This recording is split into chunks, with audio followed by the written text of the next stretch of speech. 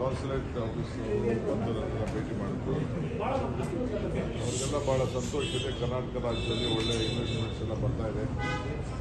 ನಮ್ಮ ಎಲ್ಲ ಇನ್ವೆಸ್ಟರ್ಸ್ ಎಲ್ಲ ಭಾಳ ಖುಷಿಯಾಗಿದ್ದಾರೆ. 2026ಕ್ಕೆ ಅವರು ಕೂಡ USA ಯಾವ ರೀತಿ ಓಪನ್ ಮಾಡಿದ್ದಾರೆ ವೀಸಾ ಕೊಡಲಿಕ್ಕೆ, ಅದ್ರ ಬಗ್ಗೆ ಆಲೋಚನೆಯನ್ನು ಮಾಡಿ ಅವರು ಕೂಡ ಓಪನ್ ಮಾಡಲಿಕ್ಕೆಲ್ಲ ಸಿದ್ಧತೆಯನ್ನು ಮಾಡಿಕೊಡ್ತಾರೆ. ಆ ವಿಚಾರ ಕೂಡ ಗಮನಿಸಿದ್ದಾರೆ.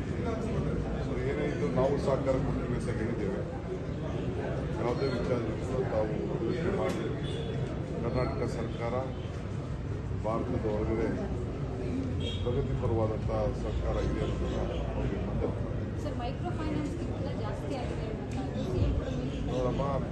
CM ಮತ್ತು ನಮ್ಮ ರೆವಿನ್ಯೂ ಮಿನಿಸ್ಟ್ರು, ಹೋಮ್ ಮಿನಿಸ್ಟ್ರು, ಲಾ ಮಿನಿಸ್ಟ್ರು ಎಲ್ಲ ಕೂತ್ಕೊಂಡು ಚರ್ಚೆ ಮಾಡ್ತಾ ಇದ್ದಾರೆ. ಇದು ನಾವು ನನಗೆ ಭಾಳ ಹಿಂದಿನಿಂದಲೇ ಇದ್ರ ಬಗ್ಗೆ ವಿಚಾರ ಭಾಳ ಅಧ್ಯಯನ ಮಾಡಿದ್ದೀವಿ.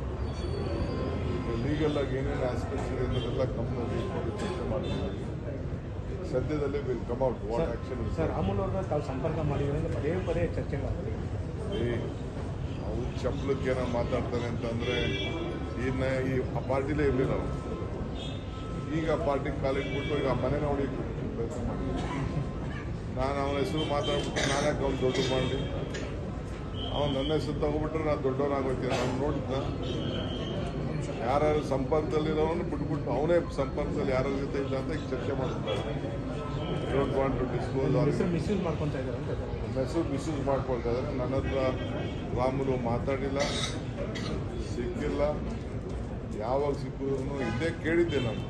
23ರಲ್ಲಿ ಕೇಳಿದ್ರು ಸರ್, ವಿಧಾನಸಭೆ ಚುನಾವಣೆ ಎಲೆಕ್ಷನ್ ಮುಂಚಿತವಾಗಿ ಕೇಳಿದ್ರು. ಅವ್ರು ಬರಲ್ಲ ಅಂತ ಹೇಳಿದ್ರು. ಆಫರ್ ಕೊಟ್ಟಿದ್ದೆ ಇಲ್ಲ ಅಂತ. ಇಲ್ಲ ಸರ್, ನಾನು ಇಲ್ಲೇ ಉಳ್ಕೊಳ್ತೀನಿ ಅಂತ ಆಗಿಂದ ಹೇಳಿದ್ದೆ.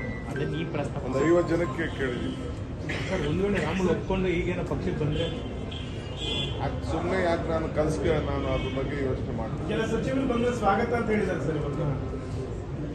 ನನ್ನವರೆಗೂ ಟೇಬಲ್ ಬಂದಾಗ ನನ್ನ ಟೇಬಲ್ ಬಂದಾಗ ಚರ್ಚೆ ಸರ್,